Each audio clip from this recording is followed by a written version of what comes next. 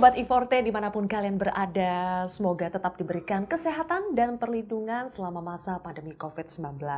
Bagi Sobat I4T, jangan lupa untuk selalu menerapkan protokol kesehatan 5M. Mencuci tangan, mengenakan masker, menjaga jarak, mengurangi mobilitas, dan juga menjauhi kerumunan. Dan bagi Sobat I4T yang belum divaksin, jangan lupa untuk segera mendatangi fasilitas kesehatan terdekat untuk memperoleh vaksinasi, karena vaksin akan membantu kita membentuk daya tahan tubuh dan juga melindungi kita dari virus. Baik Sobat I4T, jumpa lagi bersama saya Zilvia Iskandar sebagai host dalam Selasar I4T, sesi belajar dan sharing bersama I4T. Kali ini kita akan membahas mengenai Integrated Digital Service Intelligent Transport Company bersama dengan narasumber kita ada Bapak Gidionton Saritua Siagia. Apa kabar Pak Gidi? Sehat, Sehat baik. ya. Semangat ya Pak? Semangat. Semangat meskipun kita pandemi harus tetap semangat ya Betul. Pak. Supaya imun terjaga. Pak Gidi ini Sobat I4T merupakan Executive Director Digital Transformation and Information Technology dari Transjakarta. Pak, boleh diceritakan kesibukannya sebagai Executive Director Digital Transformation and Information Technology di Transjakarta itu apa saja sih Pak? Iya, sebenarnya saya bisa awali dari sisi ini transformasi digital tuh kita baru bentuk 1 tahun lalu persis gitu.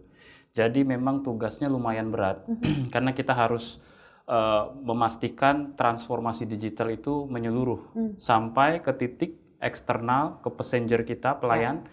Dan juga di internal sendiri yang harus menyatukan silo-silo dari setiap divisi dan departemen yang ada. Jadi pada intinya memang menggerakkan ini yang tidak mudah gitu ya. Tetapi kita punya satu keyakinan bahwa kalau ini bisa dilakukan, dipaksakan, pasti terjadi. Yang namanya transformasi itu harus pemaksaan. Dia tidak bisa pelan-pelan. Yeah. Gitu. Yang namanya transformasi itu tidak bisa 5 tahun. 2 tahun harus jadi. Jadi dia punya short period yang singkat gitu ya. Yang benar-benar harus dilakukan dengan waktu yang singkat. Jadi pandemi COVID ini justru mengakselerasi transformasi itu ya Pak? Benar. Orang yang dulunya mungkin bekerja di rumah itu kayaknya nonsens gitu ya. Tapi sekarang semua diukur dari produktivitas outcome dimanapun mereka berada. Oke, Pak, 1 tahun terakhir baru melakukan transformasi. Berarti pada saat momentum pandemi ini justru transformasi digital itu memang tidak bisa tidak dilakukan ya Pak? Betul, banyak orang bilang begini, masa pandemi tunggu dulu deh, tunggu selesai gitu ya baru kita lakukan. Sebenarnya yang benar itu adalah kita melakukan persiapan tuh justru di masa pandemi, bukan setelah berakhir baru persiapan, sudah kalah kita, sudah lewat waktunya. Gitu. Jadi yang benar adalah ketika masa pandemi ini manfaatkan untuk melakukan transformasi di segala lini. Oke, jadi ketika harapannya pandemi sudah selesai, kita bisa langsung take off sekencang-kencangnya ya Pak? Exactly, betul. Pak, tentu saja ada business value yang ingin dicapai ketika kita melakukan transformasi digital. Di Transjakarta, ketika melakukan transformasi, integrasi digital, sebetulnya business value apa sih Pak yang ingin dicapai? Baik, kita di Transjakarta itu baru saja 1 tahun lalu ya, waktu berdiri itu membentuk satu digital framework, kita sebutnya 5 digital forces. Yang pertama itu adalah digital passenger, yang kedua digital operation, yang ketiga digital office, yang keempat digital business, dan yang kelima digital channel. Seluruh lini atau stream dari digital ini harus punya ke outcome. Outcome kita tuh ada 3. Apa tuh Pak? Yang pertama adalah produktivitas harus meningkat, yang kedua efisiensi atau cost leadership, ya, dan yang terakhir adalah pendapatan atau new revenue stream dari seluruh inisiatif transformasi digital yang kita ciptakan. Dan sejauh ini Pak, bagaimana dampak transformasi integrasi digital yang sudah dilakukan Transjakarta terhadap 3 poin ini, produktivitas, efisiensi, dan juga pendapatan? Sangat besar. Yang pertama, mungkin dulu ya Transjakarta kan pendapatan dari tiket, ya tiket 3.500 gitu ya. Tapi baru saja kita dibentuk transformasi digital ini, dalam waktu 2 bulan kita langsung meluncurkan aplikasi TJ. Di situ orang yang tadinya membeli tiket itu harus ke loket, harus kemana, sekarang udah dari handphone. Artinya kita menghindari terjadi efek pandemi yang lebih besar karena orang berkerumun, antrian. Gitu. Itu yang langsung kita hantam dengan transformasi digital. Gitu. Jadi orang bisa membeli dari handphone mereka. Yang kedua, pendapatan tiket kita menurun karena passenger sedikit. Nah, lalu kita bekerja sama dengan fintech atau dompet digital. Link aja masuk, Astra Pay masuk, dan kita targetkan 10 rencananya. Itu membentuk new revenue stream tambahan buat kita.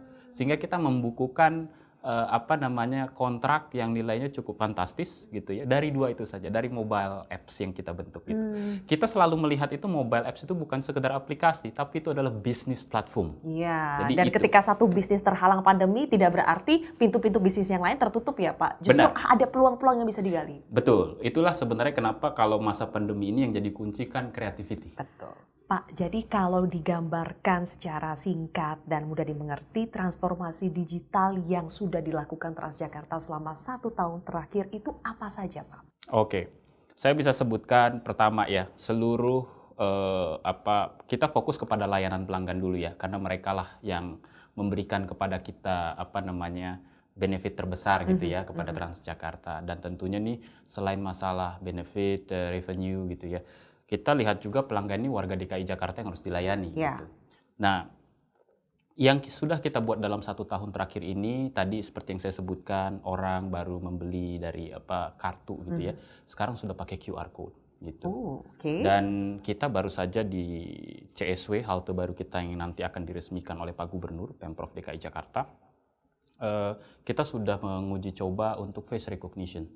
Jadi orang masuk ke halte itu tidak perlu pakai kartu atau handphone QR, cukup pakai muka. Wow, makin canggih aja ya Pak. Ya. Jadi sama sekali tidak perlu buka handphone, buka aplikasi, hanya lewat face recognition. Face recognition, sistemnya itu mereka mendaftarkan muka mereka di handphone lewat aplikasi kita, beli tiket di situ. Sudah, setelah itu tutup handphone, masuk ke gate itu, maka walaupun pakai masker, pakai kacamata, dia bisa mendeteksi siapa kita. Oke, makin canggih ya. Apalagi Pak, selain QR code, terus ada face recognition, apalagi? Kemudian kita dari sisi internal, konsolidasi dari sisi seluruh data-data itu kita integrasikan, kita satukan untuk membentuk suatu insight baru. Baik yang nanti fungsinya misalnya untuk mengoptimalkan operation, mengoptimalkan atau meningkatkan cost leadership kita, sehingga efisiensi semakin tinggi, cost kita semakin rendah dari jumlah bus yang harusnya mengalir di setiap jalur busway kita atau Transjakarta ini gitu. Itu yang kedua. Yang ketiga, kita mentransformasi office kita yang dulunya surat menyuratnya masih manual, sekarang kita dalam proses transformasi untuk membuat itu menjadi digital. Jadi tidak perlu ada print lagi gitu ya, menghemat cost dari sisi paper gitu. Dan yang kedua, semuanya itu ada di digital. Gitu. Oke. Itu beberapa contoh besarnya ya. Jadi transformasi itu dilakukan di semua lini, di semua departemen, pastinya memiliki tantangan tersendiri tuh Pak. Karena kan masing-masing divisi, departemen punya visi misi yang berbeda, punya target-target yang berbeda, tapi mereka dituntut semuanya harus melakukan transformasi. Bagaimana Pak bisa menyatukan semua perbedaan yang ada di semua departemen dan memaksa mereka, mendorong mereka untuk melakukan transformasi secara serentak? Ya. Transformasi sekali lagi pemaksaan. Tidak ada sesuatu yang lembek dalam transformasi gitu. Sehingga apa? Sehingga pada saat dipaksa memang orang akan resisten di awal gitu. Tapi lama-kelamaan mereka akan terbiasa gitu ya. Terbiasa lama-lama sudah menjadi norma gitu. Tantangan terbesar kita adalah mindset gitu. Bahwa dalam transformasi digital ini seolah-olah tadi pekerjaan yang sifatnya manual gitu ya. Itu biasa manual, biasa tanda tangan gitu. Sekarang udah mulai ke digital gitu. Lalu orang yang tadinya biasanya nunggu di halte itu tidak tahu kapan bus datang, sekarang sudah tahu ya, dengan estimated time arrival kita gitu ya. Tantangan terbesar kita adalah dari sisi mindset. Apakah orang itu mau berubah ke arah digital? Dan percaya nggak bahwa digital transformation itu create values gitu. Bahwa itu bukan cuma sekedar cost to invest gitu, tetapi itu create values, new values gitu. Seperti yang tadi saya sudah sebutkan, new revenue stream dan kawan-kawan. Oke. Pak, kalau itu dari sisi internal, sekarang kita berbicara dari sisi pelanggan customer kita. Kalau misalnya kita bicara segmentasi pelanggan pengguna bus Transjakarta ini kan range-nya luas sekali ya Pak. Bagaimana supaya layanan digitalisasi ini mampu menjangkau pengguna bus Transjakarta dari segala lapisan masyarakat, bahkan Pak sampai ke pelanggan dengan disabilitas? Baik, dari aplikasi itu sendiri ya, itu kita develop bertahap. Jadi ada pengembangan 1, pengembangan 2, pengembangan 3. Saya langsung ambil contoh disabilitas saja dulu yang paling awal. Dulu orang disabilitas tuh kalau mau naik Transjakarta susah gitu. Kita hajar dengan dua sisi. Satu, infrastruktur supaya dia friendly terhadap para disabilitas. Dan yang kedua, dari sisi aplikasi, mereka tuh bisa mengorder sekarang dari aplikasi kita mobil jemputan. Jadi begitu mereka order dari aplikasi kita, nanti petugas akan datang ke rumah dan menjemput untuk masuk ke halte-halte terdekat. Supaya Sampai mereka ada layanan jemput dari digital. door to door ya Pak? Door to door dari digital. Dan sistemnya kan queuing. Jadi order dulu, nanti dia dapat schedule-nya jam berapa, oke, bus mobil kita available slotnya, dia akan diambil. Oke, itu untuk yang disabilitas. Kalau untuk misalnya lapisan misalnya masyarakat, karyawan gitu Pak, pekerja dari luar daerah bahkan yang ingin bekerja, yang menggunakan transportasi Transjakarta itu selama berada di DKI, bagaimana cara mereka supaya lebih memahami layanan-layanan digitalisasi yang sudah dikembangkan oleh Transjakarta? Iya, kita di Transjakarta dari sisi humas pun itu gencar ya. Selalu tiap hari itu digitalisasi itu kuat digaungkan gitu. Pertama, kita selalu menjelaskan sebenarnya fasilitas TJ platform ini tuh apa saja yang bisa dimanfaatkan. Kita kan biasanya kartu ya. Sekarang tuh ada QR pakai handphone, nanti face recognition. Artinya kita ingin seluruh lapisan masyarakat yang nggak punya handphone bisa pakai kartu. Tapi yang malas pakai kartu takut hilang bisa pakai handphone. Karena kalau handphone hilang kan berbahaya ya. Gitu ya. Tapi yang jelas nggak mungkin hilang muka gitu. Nah, itu yang akan kita pasang segera gitu ya di Transjakarta dalam waktu dekat ini. Oke, jangan sampai kan gini ya Pak, layanannya sudah bagus, sudah user friendly, ternyata banyak masyarakat yang belum tahu. Ya, betul. Karena itu kan dalam setiap kebijakan, edukasi itu menjadi bagian yang penting, tapi suka terlewat Pak. Supaya ini tidak terlewat, strategi edukasi, sosialisasi yang diambil Transjakarta untuk memberitahu kepada masyarakat layanan-layanan digital yang ada di Transjakarta, bagaimana Pak? Kita ada dua sebenarnya strategi utama. Yang pertama tentu dari sosial media, tadi saya sebutkan kita aktif di sosmed seperti Instagram, Facebook, LinkedIn, itu kita pakai semua dan ada YouTube juga. Dan di situ dijelaskan secara detail bagaimana cara menggunakan platform tadi. Ya. Yang kedua, melalui kita punya forum dengan konsumen. Dan itu kita adakan rutin. Jadi konsumen kita kasih dari database kita itu suatu link misalnya Zoom gitu ya. Lalu mereka bisa masuk ke situ dan memberikan voice of customer mereka. Dan itu kita betul-betul catat. Masukan-masukan saran kritik gitu ya Pak? Betul. Nah, itu kita masukkan ke sana gitu. Nah, ini yang membuat sosialisasi itu dilakukan. Juga di halte, pada saat kemarin peluncuran Wi-Fi berkecepatan tinggi tanpa kuota, kita pastikan Wi-Fi itu bisa diterima oleh pelanggan itu dedicated 20 Mbps per user tanpa limit, tanpa kuota pada saat mereka di halte. Dan itu free. Gitu ya.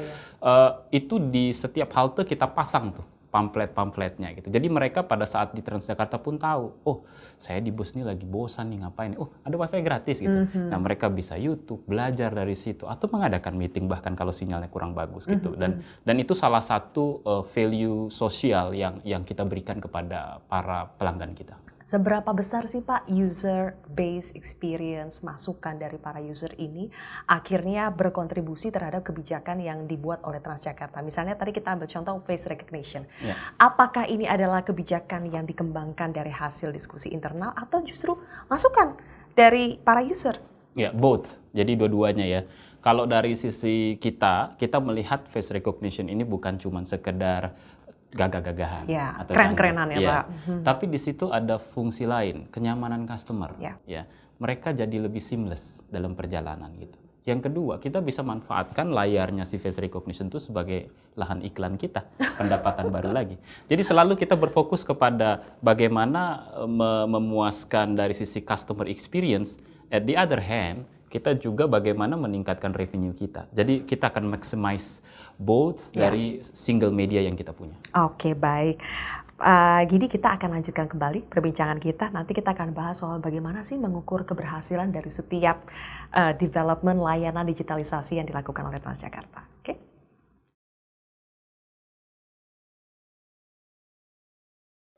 Kalau tadi Pak Gidi kan bilang ukuran untuk tahu bagaimana layanan-layanan di bus Transjakarta itu diterima dengan baik masyarakat, salah satunya dengan penjualan tiket ya Pak. Kalau sekarang di masa pandemi, bagaimana Pak kita mengukur keberhasilan transformasi digital? Iya, Tentu kalau kita melihat hanya dari sisi tiket, itu sudah bisa dibilang out of control gitu ya. Karena ada regulasi, pandemi, tidak boleh, apalagi ada harus vaksin dulu dan sebagainya. Tentu itu bagi yang belum vaksin akhirnya terhalang dan sebagainya gitu. Walaupun kita sangat mendukung kebijakan itu gitu ya untuk memutus seluruh penyebaran gitu. Nah, jadi performa KPI apa saja nih yang harus kita set gitu. Transformasi digital selalu melihat dari dua sisi. Satu bisnis, pelayanan gitu ya. Pelayanan bisa dibilang juga pelayanan dan operasi gitu. Nah, kalau dari sisi bisnisnya sendiri, kita bisa dibilang saat ini sudah sangat progressing. Just within 1 year gitu ya, kita menciptakan new value creations gitu. Artinya new revenue stream ini diciptakan. Dulu belum ada di Transjakarta yang namanya pendapatan dari non-tiket yang dari fintech gitu, belum ada. Dengan adanya platform ini terbentuk ekosistem itu gitu. Jadi satu keberhasilan cek gitu. Nah, dari sisi pelayanan, dulu orang membeli tiket seperti yang saya bilang, ngantri panjang. Manual gitu. Belum lagi kalau busnya udah mau datang, antrian masih panjang gitu. Nah, sekarang dari handphone kan tidak perlu ada antrian gitu. Akhirnya pelanggan happy bahwa mereka, saya beli, saya tinggal scan QR-nya. Jadi mengubah perilaku pelanggan juga pelanggan. Yang positif. Betul. Dan dari sisi yang lain, kita punya namanya Royal Trans. Itu non-subsidi ya, jadi bayar tiket 20.000 gitu. Mereka dulu kalau nge-booking itu bisa booking berapa banyak seat sebelum transformasi digital. Sekarang kita sudah batasi 1 orang 1. Jadi nggak bisa nge-book banyak gitu. Akhirnya apa? Orang itu bisa kelihatan mana yang memang nge-book dan mereka nanti pay, hadir di bus, mana yang tidak gitu. Itu semua kita transformasi satu persatu. Jadi ukurannya bisa dari sisi financial, bisa juga dari sisi operation atau pelayanan, dari sisi indeks kepuasan pelanggan. Oke, Pak, tapi tantangannya Pak untuk bisa melakukan transformasi yang progresif tentu saja kan tidak lepas dari biaya investasi yang dikeluarkan. Dan kadang-kadang luar biasa Pak biaya yang harus dikeluarkan, tapi hasilnya itu baru kelihatan beberapa tahun ke depan. Nah, bagaimana strategi dari Transjakarta untuk bisa meyakinkan manajemen bahwa ini adalah investasi yang memang akan sangat menguntungkan ke depannya? Ya. Memang kalau kita bicara investasi, transformasi digital tidak ada yang murah gitu. Tapi banyak perusahaan yang fail. Kenapa? Karena mereka berfokus kepada teknologi.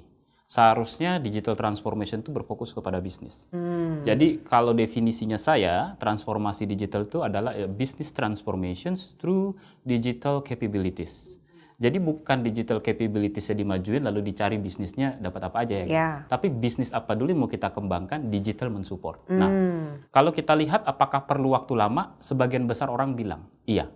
Akan tetapi di Transjakarta, begitu 2 bulan kita transformasi digital, itu dalam bulan yang sama kita langsung menghasilkan new revenue stream. Ternyata gitu. bisa ya Pak? Ternyata bisa dalam waktu yang singkat. Sebenarnya tinggal kita pilih quick win yang mau kita ambil apa, long term yang mau kita ambil apa. Nah, kadang-kadang kalau bicara long term gitu kan, orang lupa bahwa cost yang kita invest sekarang is buying our future gitu. Orang lupa kalau investasi besar sekarang itu adalah sebenarnya we buy our future. Memang tidak terasa saat ini gitu ya untuk yang sesuatu yang big gitu. Betul. Tetapi pada saat waktunya terjadi itu justru malah merupakan pendapatan yang besar. Sebagai contoh saya kasih.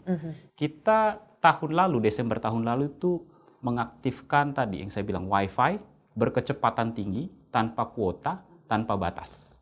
Di seluruh halte Transjakarta. Orang awal-awal bilang gini, waduh buat apa ya? Gitu ya, buat apa sih? Ya pelanggan pasti senang dan sebagainya gitu. Nah saya bilang bahwa Wi-Fi yang kita ciptakan itu, semakin orang banyak menggunakannya, kita akan membuat Wi-Fi landing page. Advertising through Wi-Fi gitu. So we think our futures harus visioner ya Pak? Betul. Transformasi digital itu tidak bisa berpikir pendek. Apalagi menggunakan masa pandemi sebagai tolak ukur untuk menyusun jangka panjang. Tidak boleh. Jangka panjang tidak boleh ditentukan oleh jangka pendek. Oke. Wah bagus tuh Pak, jangka panjang tidak boleh ditentukan oleh jangka pendek, harus visioner. Berarti biaya investasi yang dikeluarkan Transjakarta untuk melakukan transformasi 2 bulan terakhir ini sebetulnya juga dipikirkan untuk bukan hanya untuk menghadapi pandemi, tapi sudah sampai efek panjang setelah pandemi pun. Betul, artinya begini, saya agak bawa sedikit ke IT ya, teknologi. Kapasitas server kita sudah harus memperhitungkan 5 tahun ke depan. Makanya kita selalu berpikir dalam namanya digital transformation itu berpikir dari sisi arsitektural. Kita sebutnya enterprise arsitektur gitu ya. Nah, enterprise arsitektur ini artinya gini, sama seperti kita membangun rumah atau perumahan besar, biasanya kan jalannya dulu dibangun. Walaupun baru satu komplek yang dibangun. Gitu. Kenapa? Karena dia harus mengukur untuk 10 tahun ke depan, kalau di perumahan, ini kalau jalannya terlalu pendek, udah padat ini, udah nggak bisa lagi dibesarin. Gitu. Makanya fase planning arsitekturnya harus benar. Gitu. Nah dari sisi kita sudah mengantisipasi hal tersebut. Gitu. Itu yang kita lakukan. Yang kedua juga dari sisi performa aplikasi. Semakin banyak penumpang, itu orang ke sistem tuh akan semakin banyak. Betul. Nah, kalau sistem tidak kuat, sistem down. Akhirnya pengguna mengalami trouble, aplikasi tidak bisa dibuka dan sebagainya. Tapi ya Pak, untuk sampai ke pikiran ini membangun baru ada satu rumah, tapi sudah dibangun jalan yang besar sekali untuk satu komplek misalnya. Itu kan sebetulnya high risk, Pak. Bagaimana kita bisa meyakinkan manajemen internal untuk bisa mengambil sesuatu yang sangat besar risikonya, yang kita belum tahu nanti ke depannya, apalagi kalau hitung-hitungannya belum mantap nih Pak, kita belum tahu efek ke depannya apakah sesuai dengan yang diharapkan. Nah, bagaimana dalam proses planning itu apa saja yang harus disiapkan supaya bisa meyakinkan manajemen untuk bisa menggelontorkan investasi yang sedemikian banyak? Iya. Tentu kalau masalah high risk atau low risk dan sebagainya, segala sesuatu yang pendek low risk. Yang jangka panjang kita bisa bilang risknya harus dimitigated. Gitu. Jadi risiko pasti ada, tetapi itu harus dianticipated, harus dimitigasi gitu ya. Gitu. Jadi kita bukan sekedar menyusun saja atau melaksanakan sesuatu, oh yaudah buat jangka panjang gitu. Enggak, kita sudah ada patokannya, rencana jangka panjang. Dan itu kita ada yang 5 tahun, ada yang 10 tahun dan sebagainya. Tidak mungkin kita sesuatu yang strategis kita ngomongin hanya untuk 1 tahun ke depan. Gitu. Contoh di IT, kalau misalnya data sudah penuh, ya segala sesuatu sudah penuh, kita tambah add-on lagi yang lain, itu lebih ribet dibandingkan kita sudah siapkan at least untuk 3 tahun ke depan nih gitu. Nanti di tahun kedua kita review kembali. Selalu ada proses kalibrasi dan review. Oke, dan KPI untuk setiap misalnya per 5 tahunnya itu harus jelas ya Pak, keberhasilannya apa saja ya? Jelas, kita di RJPP sudah jelas bunyi. Di 2001 apa targetnya, 2022 apa, 2003 apa, 2004, 2005, termasuk target pelanggan. Nah itulah yang kita turunkan ke digital kita. Kalau pelanggan sekian, sistem kita harus bagaimana? Kalau lebih bertambah lagi, bagaimana? Jangan-jangan kalau misalnya pelanggan kita di RJPP 2030 hampir 800 jutaan per tahun pelanggan, gitu ya. Itu bagaimana kita harus menyusun sistem digital capabilities kita. Gitu. Bus makin bertambah banyak dan sebagainya. Kalau tidak ada sistem yang mumpuni dibangun dari sekarang, itu akan kolaps. Perencanaan yang matang dan juga memang mindset yang visioner ya. Dan kalkulasinya juga harus betul. Oke, Pak Gidi, kita akan lanjutkan lagi perbincangan kita. Nanti saya ingin juga membahas dari sisi swasta, apa sih peran mereka untuk bisa membantu mengakselerasi transformasi digital di Transjakarta. Sesaat lagi.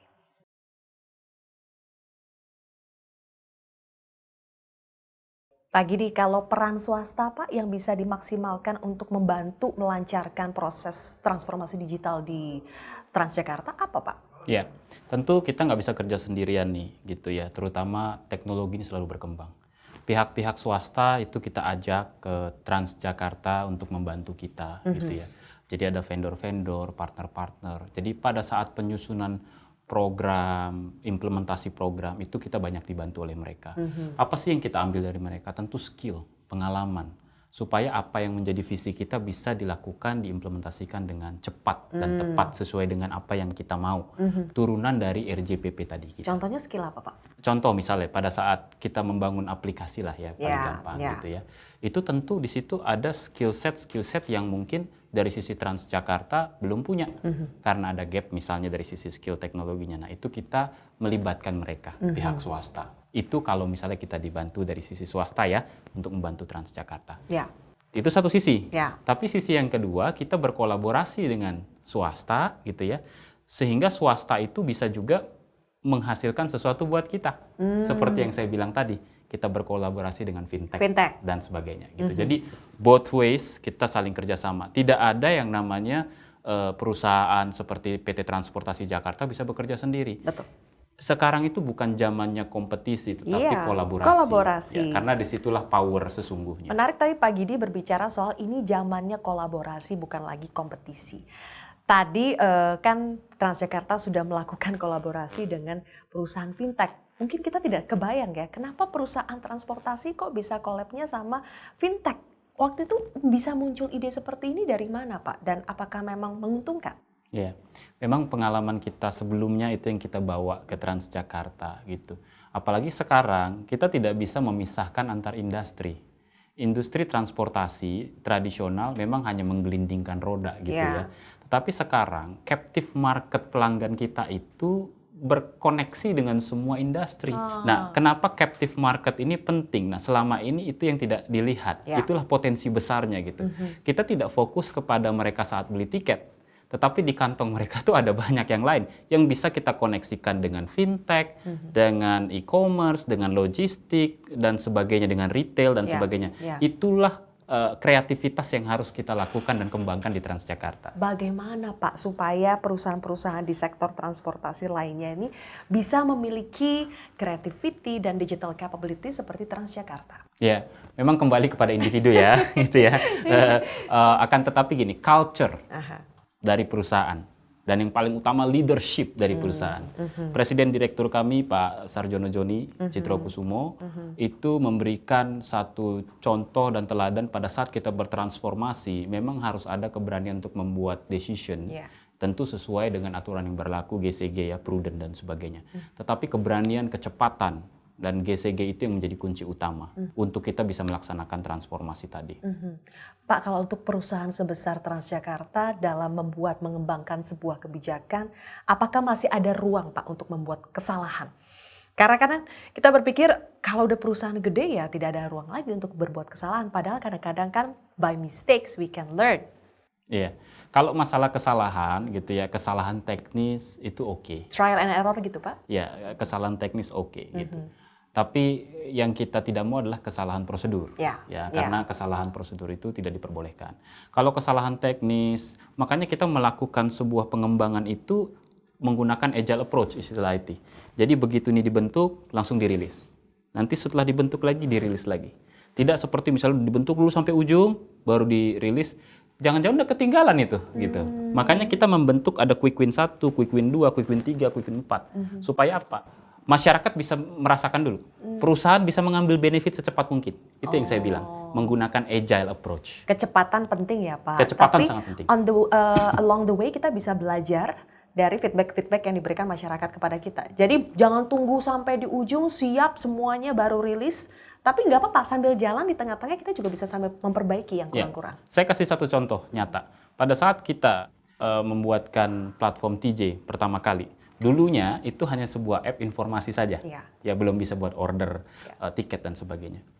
Yang lucunya, Presiden Direktur kami itu sudah announce di sosial media gitu bahwa kita akan punya QR code 1 Oktober. Saya nggak tahu waktu itu. Tiba-tiba saya melihat sosial media itu gitu kan. Saya bertanya, Pak ini benar ada ini? Iya, laksanakan saja. Oh siap Pak, saya bilang gitu kan. Akhirnya kita bentuk itu TJ application dalam waktu 1 bulan. Dan kita luncurkan yang namanya minimum viable requirement. Artinya yang kebutuhan paling minimum menjadi dasar buat pelanggan kita. Itu dulu kita ciptakan. Nggak usah yang 100% perfect dulu nggak ya perlu, Pak? nggak perlu. Nanti dari situ kita kembangkan apa lagi? Berdasarkan voice of customer. Gitu. Jadi itu yang kita lanjutkan. Nanti apa lagi? Kita sudah punya tahapannya. Jangan nunggu tahapan sudah sampai besar gitu ya. Pada saat di launching gagal gitu. Atau ketinggalan ya Pak. Atau ketinggalan. Atau tidak bisa mendapatkan benefit yang harusnya didapatkan lebih awal. Sekali lagi Pak, berarti berani dulu aja tetapin tanggalnya. Habis itu prosesnya menyusul. Ya, memang deg-degan. Memang deg-degan. Oke. Nah, terakhir nih Pak Gidi, saran dari Transjakarta terhadap pemerataan infrastruktur penunjang digitalisasi yang mendukung pengoptimalan sektor transportasi di DKI Jakarta khususnya dan di Indonesia secara umum apa Pak? Ya, jadi kita bicara DKI Jakarta gitu ya. Saya melihat dukungan yang kuat dari Pemprov DKI Jakarta untuk integrasi transportasi.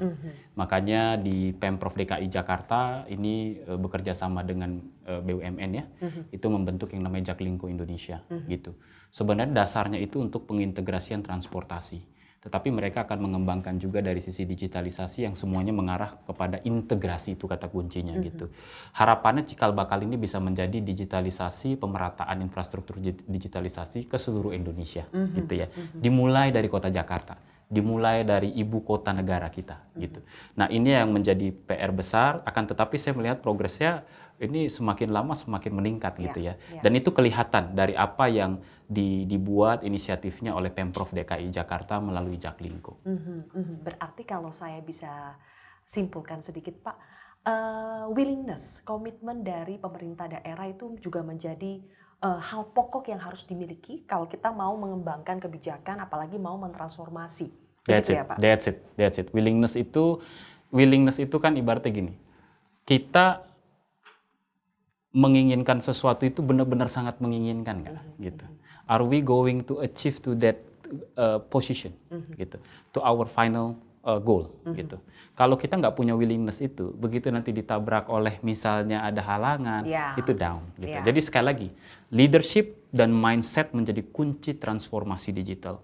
Nah, pemerataannya bagaimana? Pemerataannya kalau dari sisi DKI Jakarta membentuk tadi wadah perusahaan PT Jaklingko Indonesia. Itu sesuatu pemetaan yang tepat. Kenapa? Karena harus diintegrasikan supaya tidak sendiri-sendiri gitu. Jadi pemerataan infrastruktur tadi ada banyak ya sebenarnya item-itemnya gitu. Salah satunya kita menggunakan jalur fiber optiknya I4T. Ini tersebar di 13 koridor saat ini. Nah, itu digunakan untuk dua hal penting di Transjakarta. Pertama untuk data exchange dari pelanggan ke gate, ke halte, lalu ke data center kita.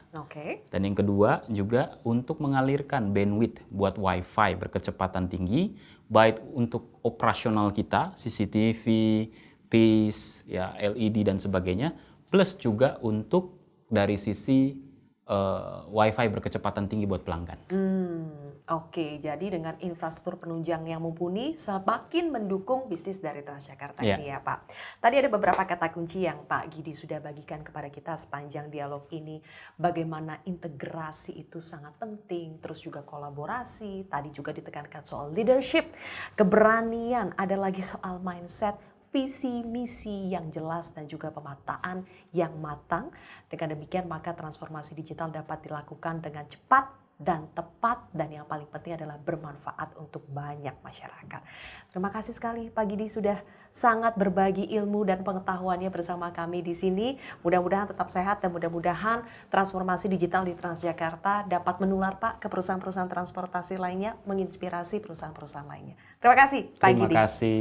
Baik Sobat I4T, sekarang sudah paham ya tentang integrasi digital transportasi. Semoga obrolan kita bermanfaat dan teman-teman semua Sobat I4T bisa memetik pengalaman dan juga banyak belajar dari perbincangan kami di hari ini. Jangan lupa follow Instagram @official-i4t dan pantengin terus untuk mengikuti kuis berhadiah menarik dari I4T untuk para pemenang yang beruntung. Nah, sekian Selasar I4T kali ini.